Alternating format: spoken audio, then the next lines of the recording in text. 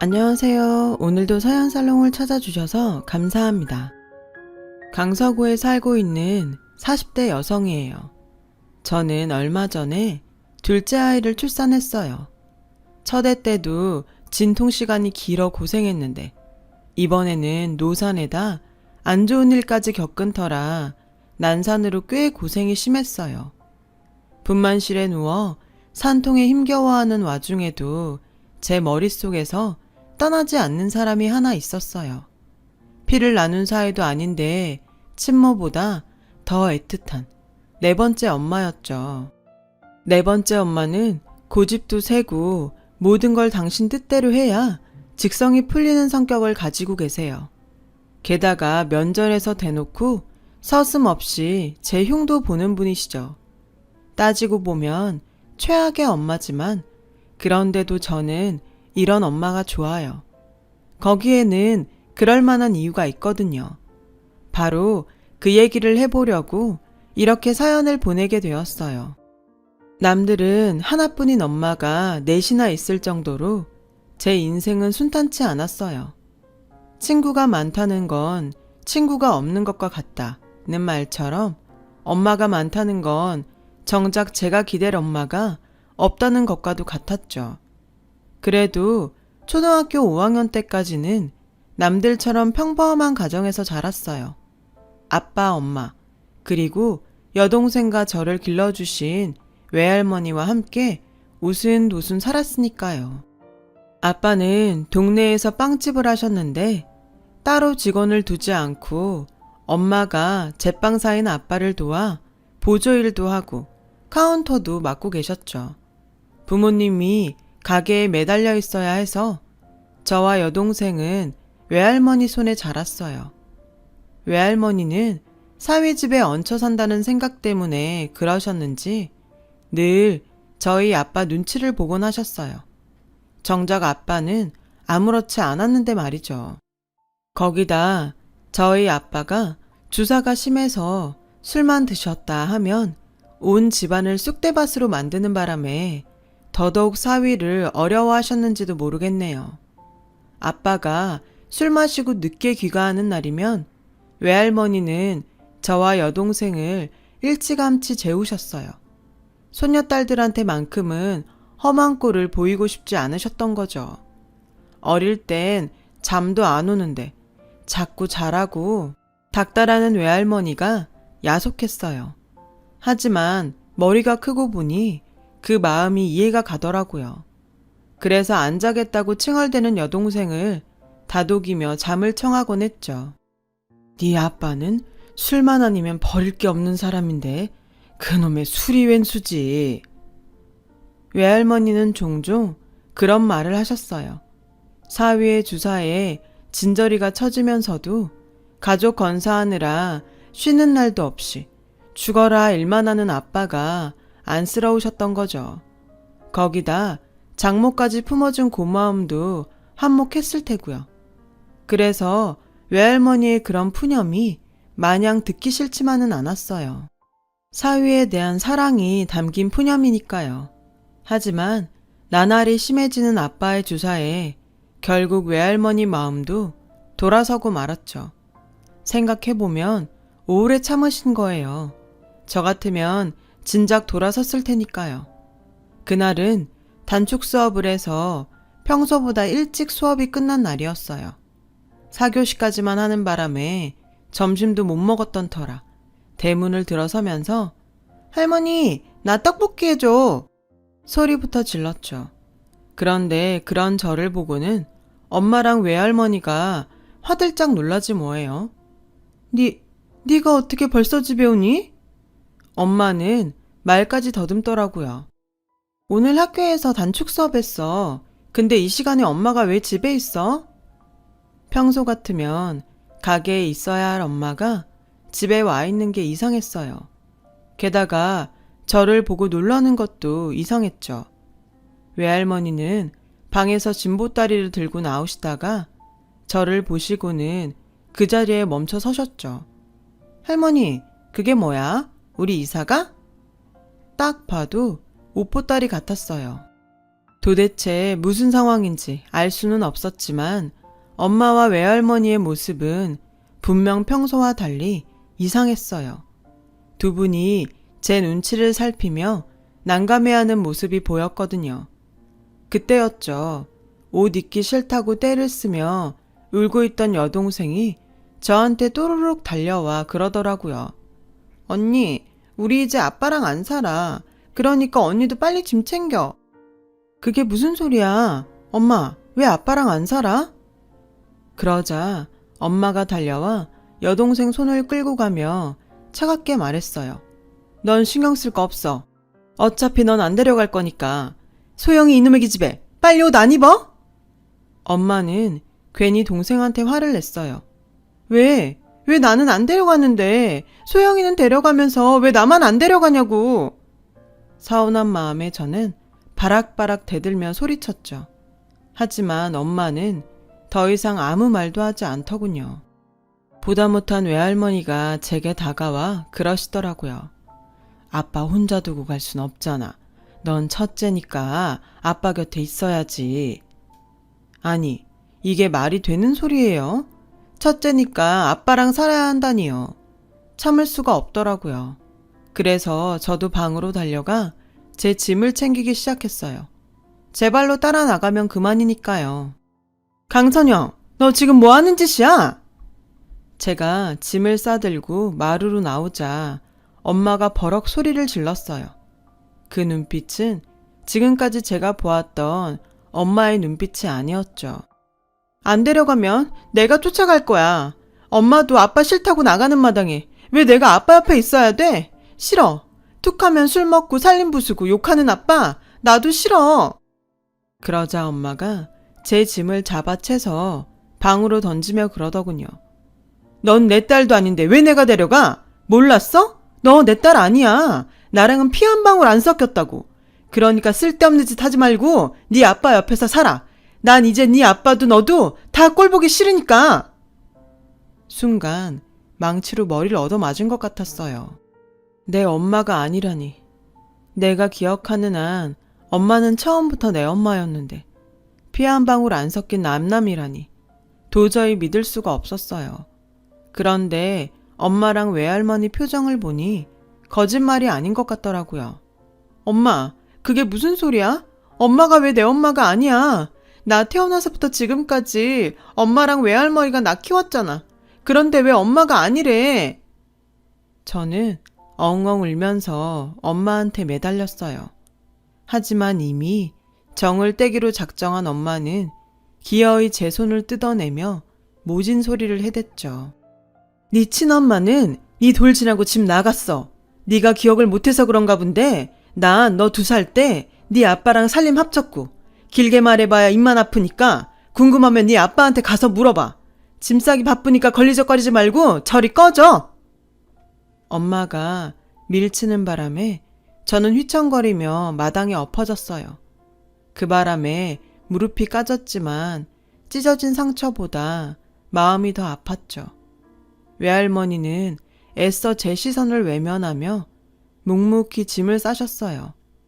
여동생은 화가 난 엄마 눈치를 보느라 아무 말도 안 하고 있었죠. 저는 그 길로 아빠 빵집으로 갔어요. 믿을 수 없는 이 상황에 대해 정확한 얘기를 듣고 싶었거든요.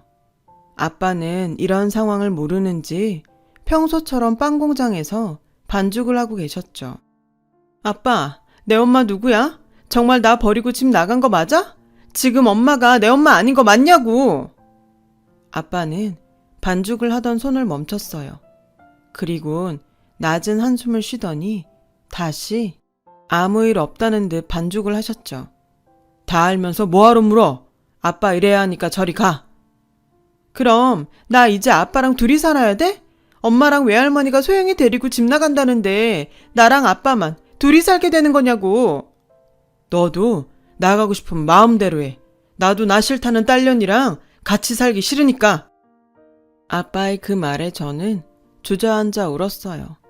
아빠도 엄마도 하나같이 다 자기들 생각밖에는 안 하는 것 같더라고요. 나는 하루아침에 온 세상이 뒤집어진 기분인데 어떻게 부모라는 사람들이 이렇게 무심할 수 있는 건지 이해도 안 가고 너무 밉고 싫었어요. 그래서 말없이 가게를 나왔죠. 그렇게 터덜터덜 집까지 걸어왔는데 대문이 열려 있더라고요. 순간 겁이 나서 마당으로 달려들어가 보니 마루에 쌓여있던 짐들이 온데간데 없고 엄마도 외할머니도 소영이도 아무도 없더라고요. 그렇게 저는 12살 봄에 두 번째 엄마와 이별을 했어요. 왈가닥갔던 제 성격이 내성적으로 변한 건 바로 그 무렵이었어요. 그리 잘 사는 집은 아니었지만 그래도 딱히 부족한 것도 없이 살았던 터라 어디서도 주눅이 들지 않았는데 엄마가 외할머니와 여동생을 데리고 떠나버리자 고아가 된 것처럼 자꾸 사람들 눈치를 보게 되더라고요. 게다가 당시엔 학교에 도시락을 싸가던 시절이라 매일 아침 내 손으로 도시락을 쌀 때마다 외할머니의 빈자리가 더 크게 느껴졌고요. 아빠가 밥 대신 싸가라고 사라다빵과 샌드위치를 챙겨주시기도 했지만 저는 학교에 가져가지 않았어요. 꼭 엄마 없는 애라는 걸 남들한테 보이는 것 같았거든요. 우리 집이 빵집을 하는 건 다들 아는 사실인데 아빠 가게에서 파는 빵을 싸가면 애들이 이상하게 볼 것 같았으니까요. 그래서 반찬이 형편없더라도 제 손으로 도시락을 싸서 가지고 다녔어요. 그런데 제 힘으로는 도저히 할 수 없는 일이 생기고 말았죠. 학교에서 봄소풍을 가게 된 거예요. 평소 도시락이야 있는 밥에 김치랑 김, 시장에서 산 반찬을 싸가면 그만이지만 김밥은 그럴 수가 없으니까요.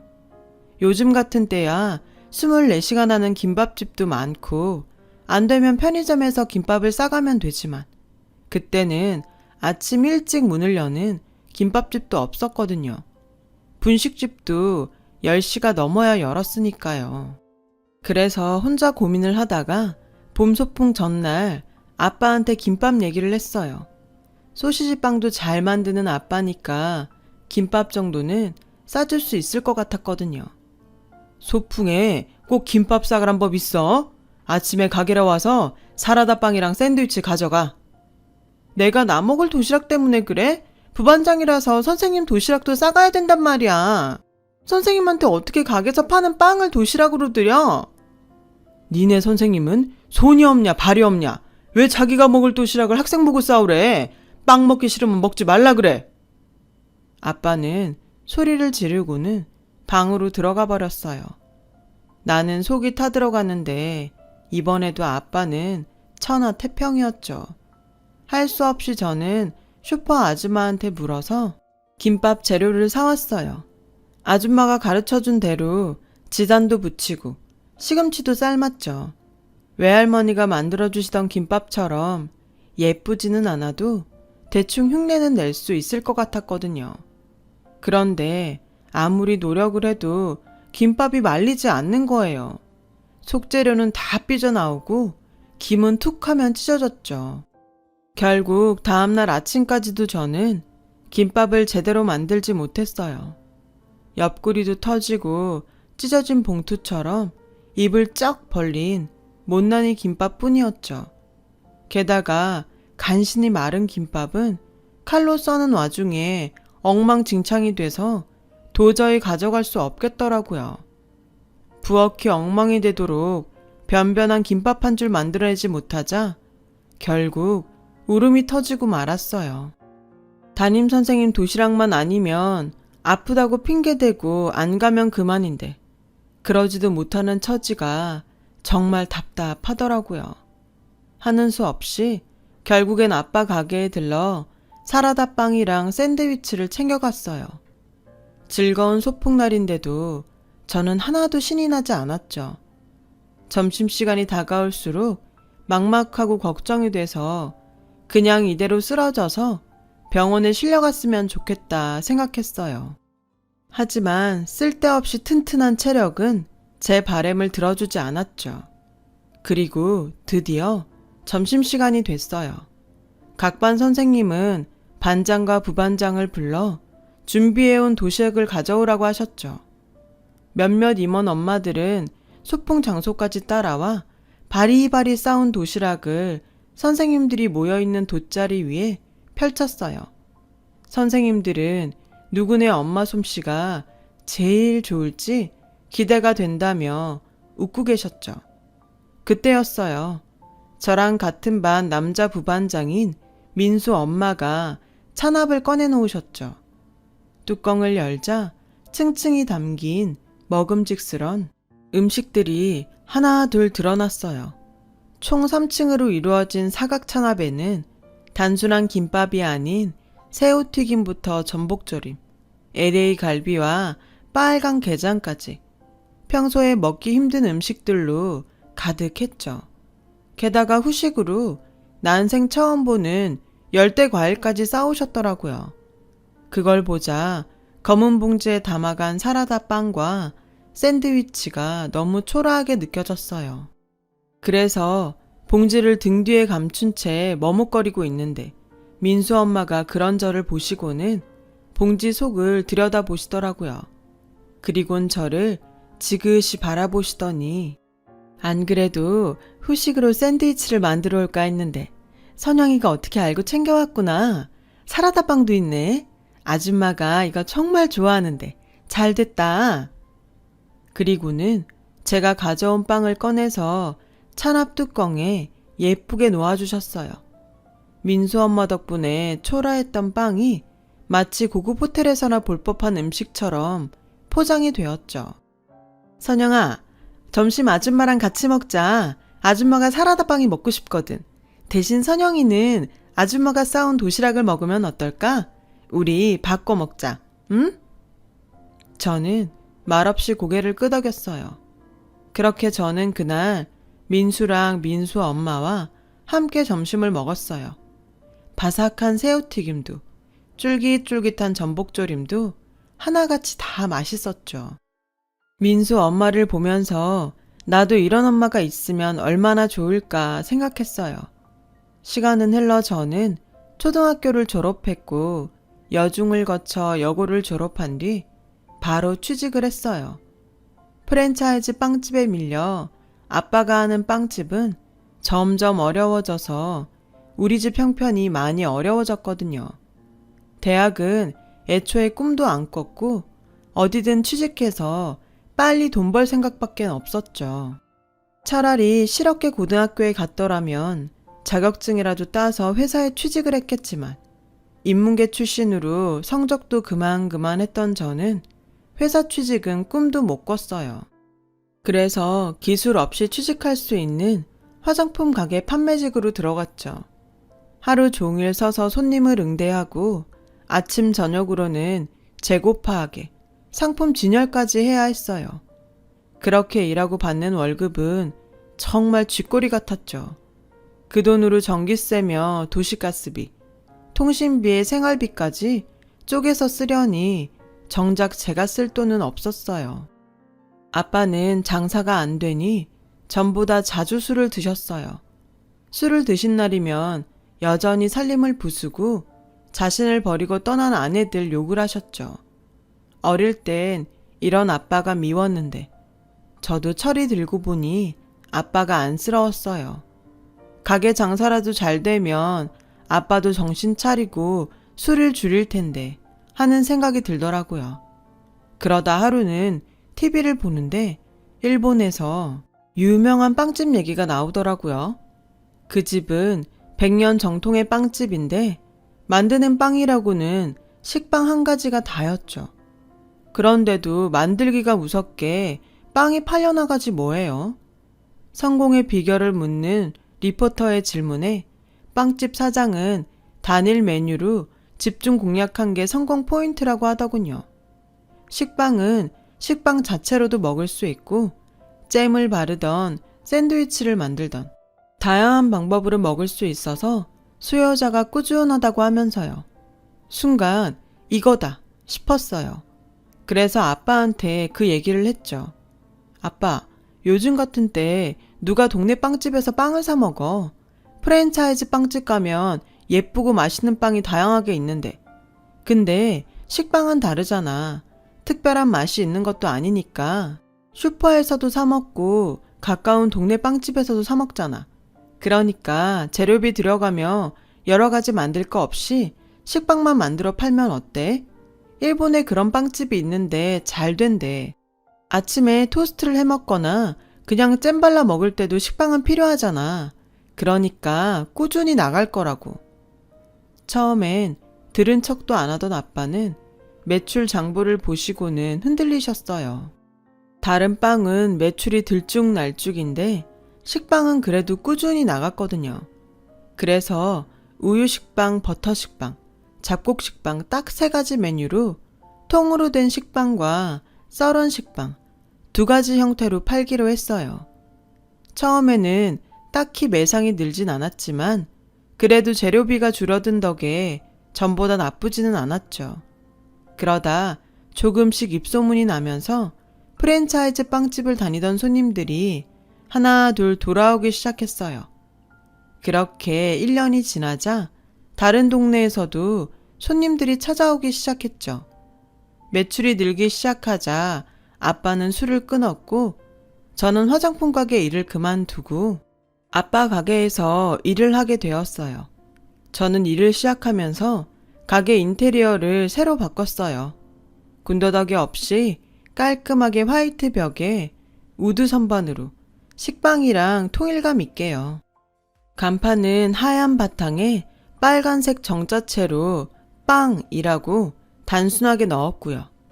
가게가 환하게 바뀌자 사람들 시선도 전보다 많이 끌었고 단일 메뉴만 파니까 전문적인 느낌도 들더라고요. 그러다 보니 일식 돈가스 집에서도 주문이 들어오기 시작했어요. 일식 돈가스는 건식 대신 습식 빵가루를 사용하는데 시중에서 파는 식빵으로는 자신들이 원하는 탄력과 밀도를 가진 빵가루를 만들 수 없다고 하더라고요. 그래서 아빠는 주문에 따라 빵가루형 식빵을 따로 만드셨죠. 그렇게 만든 식빵을 일식 돈가스 집에 납품을 하게 되었고 그 소문을 들은 일식 돈가스 집들의 주문이 몰려들기 시작해서 매출이 많이 오르게 되었어요. 그렇게 아빠와 저는 다 죽어가던 동네 빵집을 다시 살릴 수 있었어요. 상황이 이렇다 보니 더 이상은 아빠랑 둘이서 감당하기가 힘들더라고요. 그래서 빵 공장과 홀에 직원을 두게 됐죠. 동네 장사인 만큼 홀 직원은 연세가 있는 아주머니를 채용했는데 얼마 뒤 생각지도 않은 일이 일어났지 뭐예요. 뭐? 재혼을 하겠다고? 아빠가 무슨 엘리자베스 테일러야? 도대체 결혼을 몇 번이나 해? 글쎄, 아빠랑 아주머니가 눈이 맞았지 뭐예요. 몸 좀 편해지려고 직원을 구했다가 원치도 않는 3번째 엄마를 맡게 되었죠. 아주머니한테는 저보다 3살 어린 딸이 하나 있어서 저는 졸지에 이복동생까지 얻게 되었답니다.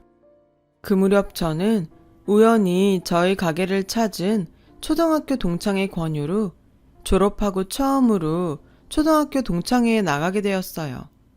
아이러브 스쿨이 유행하던 때 시작돼서 쭉 이어오고 있다고 하더라고요.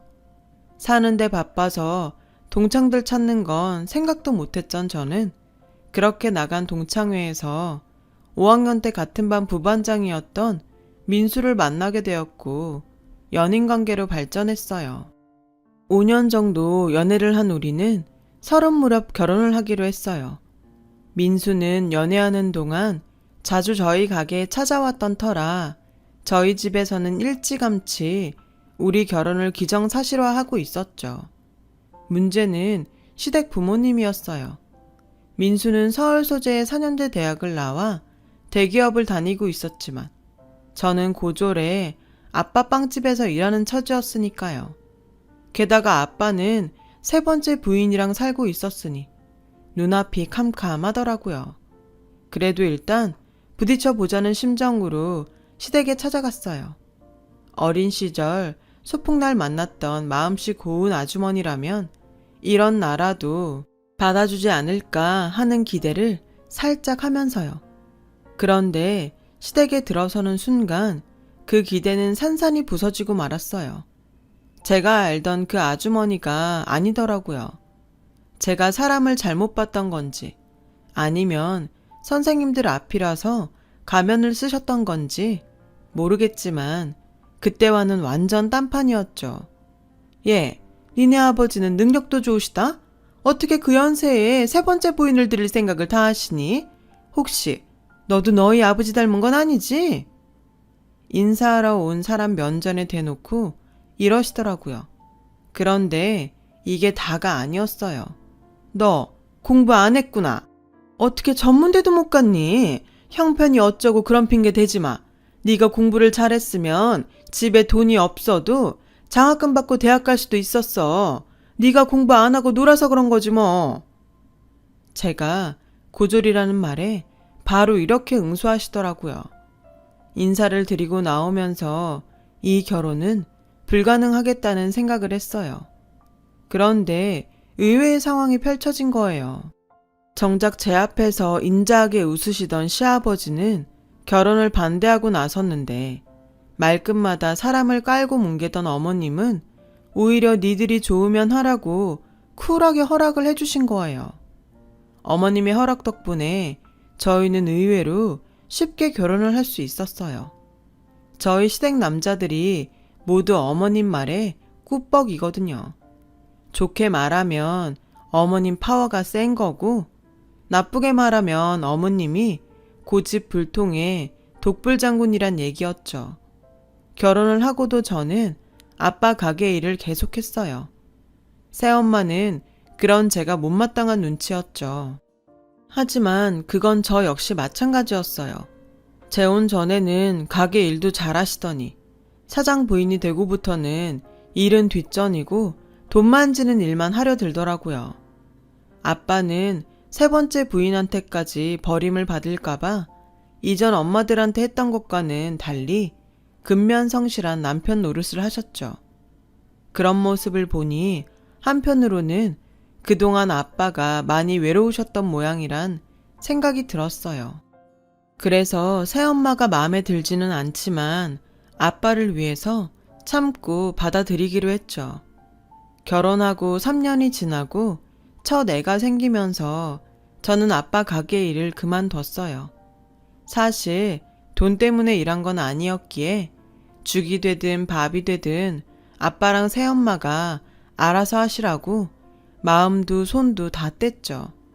가끔 가게에 들러보면 두 분이 살가운 사이는 아니어도 남은 인생을 함께할 부부처럼은 보이더라고요. 그게 어디냐 싶어서 다행이다 했어요. 그렇게 우리는 가족이 되어갔죠.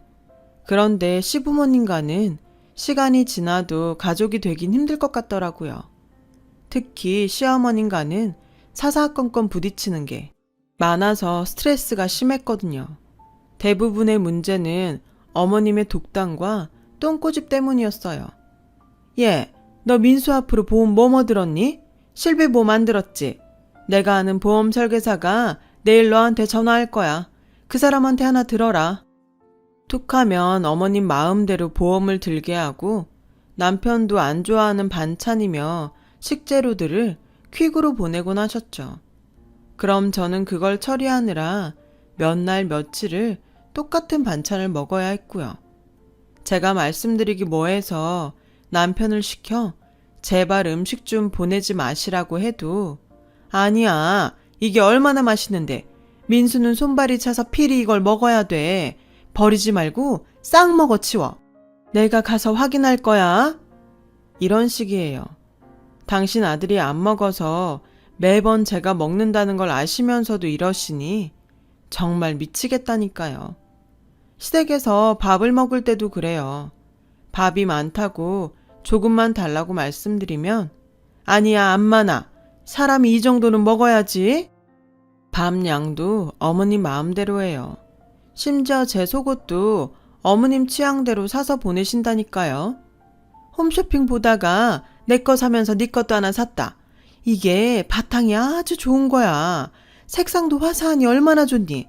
넌 피부가 희니까 필히 이런 색을 입어줘야 돼. 안 입고 처박아 놓지 말고 꼭 입어. 화사하죠. 아주 화사하죠. 화사하다 못해 촌빨 날리는 게 문제죠.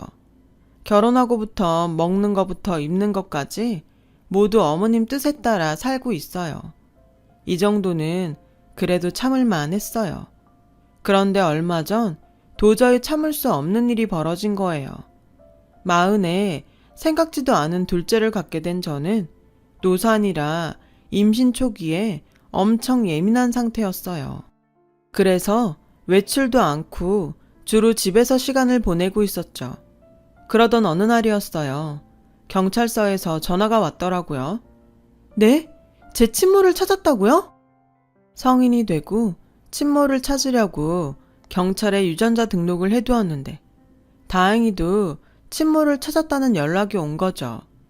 몇 년 동안 연락이 없어서 거의 포기하고 있었는데 기적이 일어난 거예요.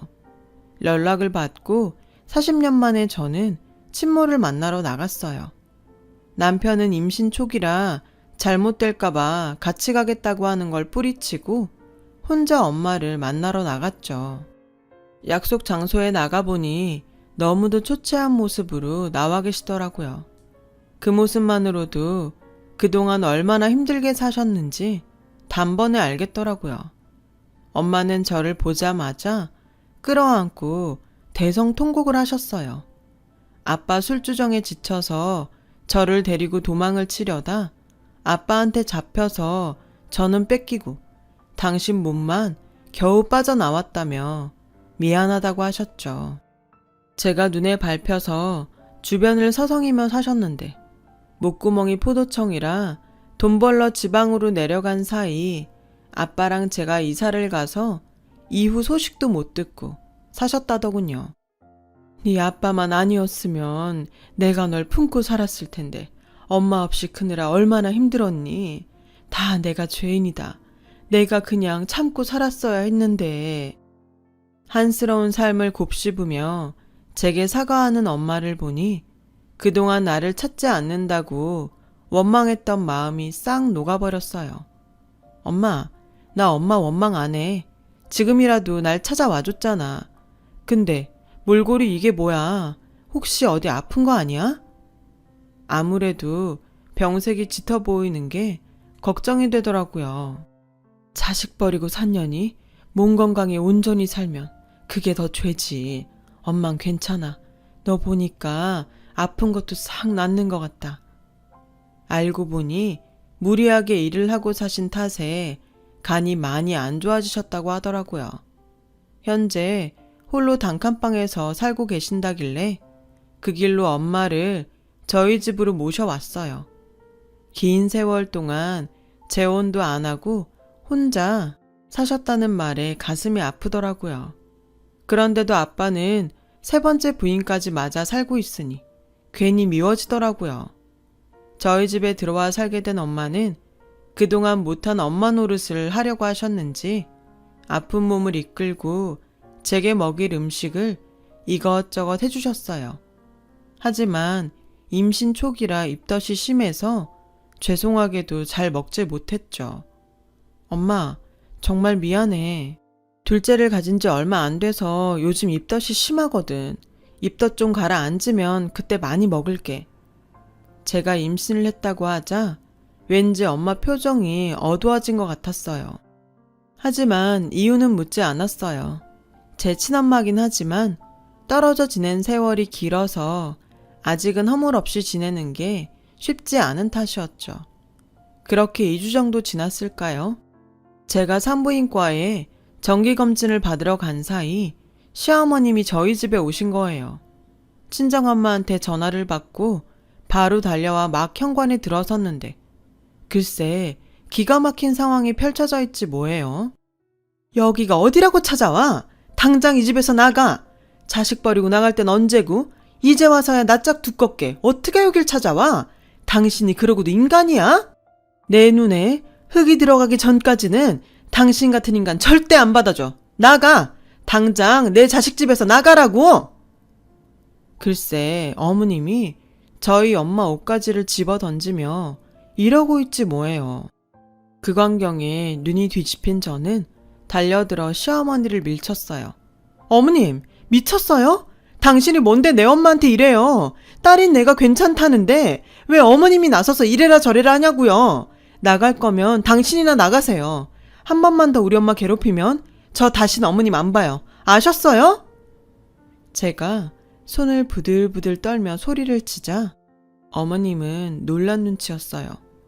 너 진심이니? 정말 다 알고도 괜찮다는 거야? 어떻게 그게 괜찮아? 너 정말 제정신인 거야? 태어나진 않았어도 엄연히 네 새끼인데 뱃속에 알 지워가면서까지 네 엄마 간이식을 해주겠다는 게 말이 되니? 너 그렇게 안 봤는데 잔인한 구석이 있는 애구나. 네? 뱃속에 아이를 지워요? 지금 그게 무슨 말씀이세요? 간이식은 또 다 뭐고요? 엄마는 알고 있어? 어머님이 하시는 말 알고 있냐고. 엄마는 아무 말도 못하고 눈알만 굴리고 있었어요. 그러다 저를 덥석 잡으며 애원했죠. 선영아, 나 좀 살려다오. 나 살릴 사람은 오직 너밖에 없어. 나 지금 간이식 못하면 죽는다. 누가 뭐래도 넌 내 배 아파 낳은 자식이야. 내 몸의 일부라고. 그러니까 내 간 조금만 떼어주면 엄마도 살고 너도 딸 노릇하니 기쁘고 우리 둘 다 좋은 일 아니겠니? 그러니까 네 간 좀 떼어줘. 자식이야. 언제고 다시 가지면 그만 아니겠니? 게다가 자식이 없는 것도 아니잖아. 하지만 네 엄만 다르잖니? 엄만 죽으면 더 이상 세상에 네 엄만 없는 거란다. 그러니까 나부터 살려라. 나 살리고 애는 나중에 또 가져. 그 순간 저를 붙잡고 있는 엄마의 모습이 마치 산 사람을 끌어잡고 놓지 않으려 발악하는 물귀신처럼 보였어요. 엄마의 입에서 나오는 말 한마디 한마디가 역겹고 소름이 끼치더라고요. 저는 엄마의 소나귀에서 빠져나오려 발버둥을 쳤지만 그럴 수 없었어요. 엄마는 죽기 살기로 절 꽉 잡고 놔주지 않았으니까요. 그때였어요. 그 손 놓지 못해, 이 미친 여편네야! 어머님이 달려들어 엄마를 발로 걷어차버렸어요. 그제야 엄마는 저를 잡았던 손이 풀려 바닥에 나동그라지고 말았죠. 덕분에 전 풀려나올 수 있었고요. 뭐? 당신이 죽으면 엄마가 없어? 왜 선영이한테 엄마가 없어? 내가 이렇게 두 눈 시퍼렇게 뜨고 살아있는데.